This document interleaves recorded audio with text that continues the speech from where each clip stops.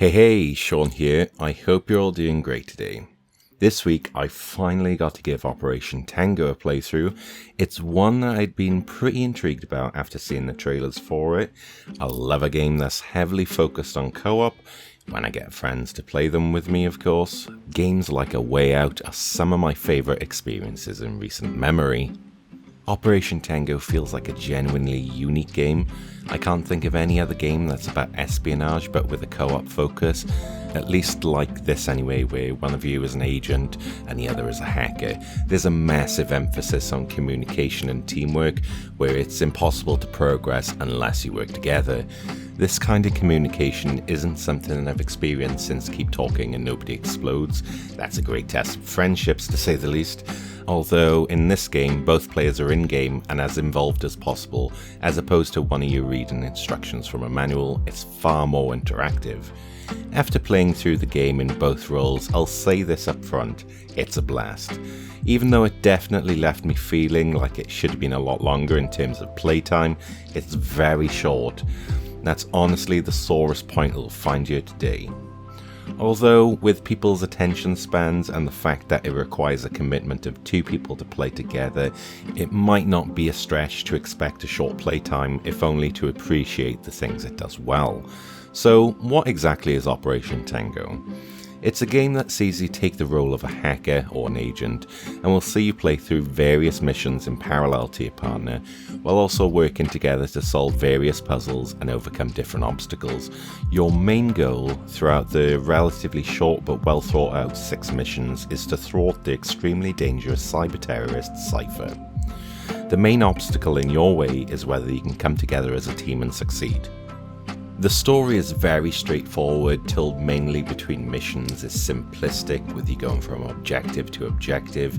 There aren't any twists and turns like you might expect in something involving espionage, but it doesn't really need it. The plot isn't the main focus of this game. Gameplay is very much the focus, and it is split into 2 parts. The groundwork, which sees you fill the shoes of an agent. Here you will have to navigate through the levels, ones such as hotels, offices and open streets, while continuously communicating important information to your hacker partner. The hacker's role is very important here. As the hacker, you're often seeing through the eyes of security cameras and computer screens. Information is one of the most important aspects of the hacker. Being able to communicate effectively makes the game so much easier. The hacker can use this information, IP addresses for example, to open doors, turn off security cameras, give you new identities, and even take over things like turrets to assist the agent in escaping. The majority of the gameplay takes place through puzzle-based mechanics such as picking digital locks, phone hacking, defusing bombs, and even stopping a train from exploding. There are heaps of minigames scattered through these 6 missions. There's a lot of variety, which doesn't really get the chance to feel stale. The puzzles you experience can be rather straightforward and will at times feel simplistic, such as the phone lock puzzle, which sees the agent attempt to guess a combination of 0 and 1s. The hacker can see how many numbers you got wrong and if there's any numbers in the correct position. It's a simple puzzle, but mostly it's just guesswork. The other puzzles, such as lockpicking, are super fun, which sees you work together with your partner to move a key through a maze of pins which you have to move. You'll have to stop these from touching the key.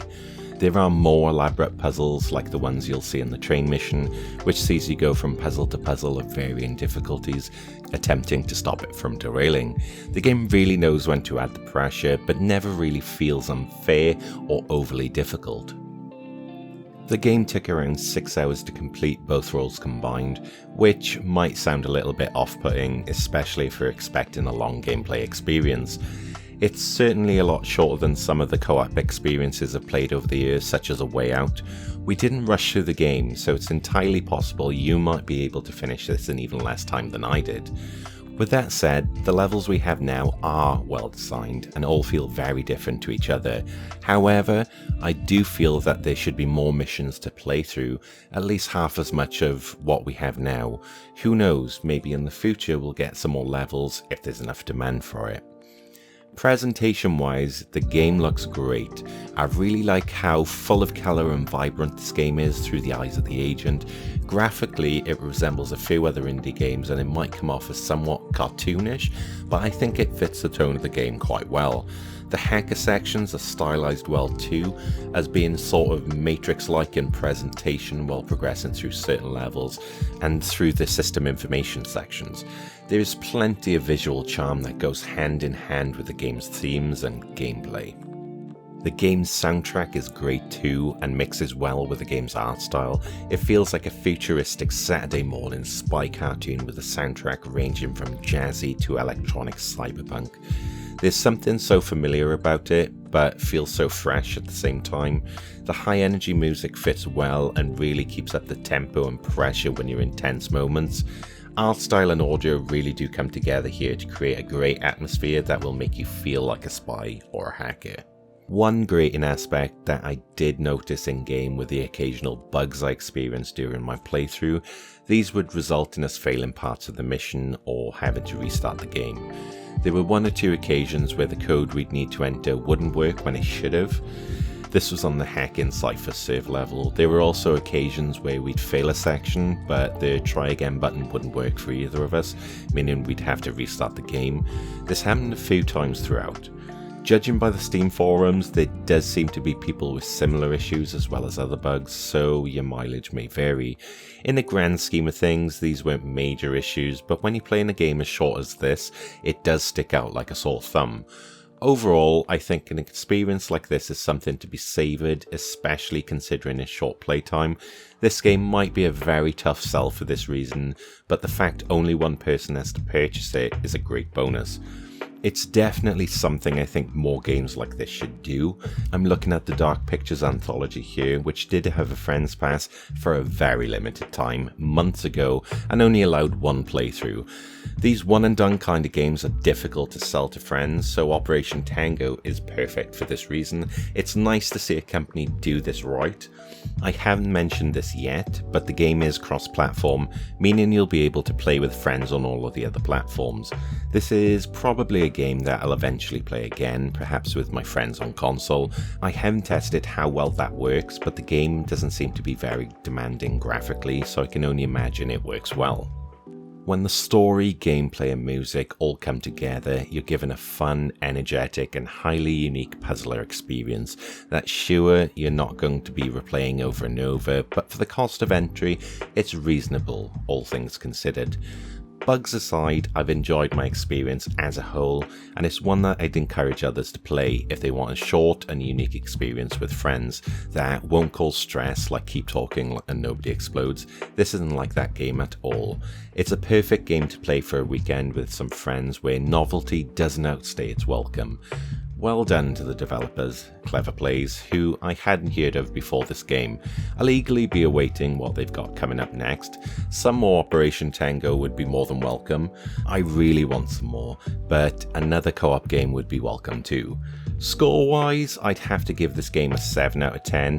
While there's a lot about this game I really enjoy, there's certainly areas where the game needs improvement, like its very short length for example, and the bugs.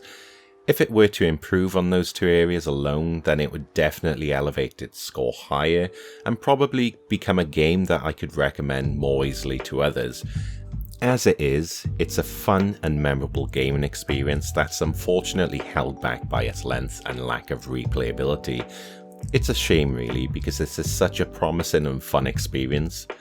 So, have any of you played this game yet? If you have, let me know in the comments what you think.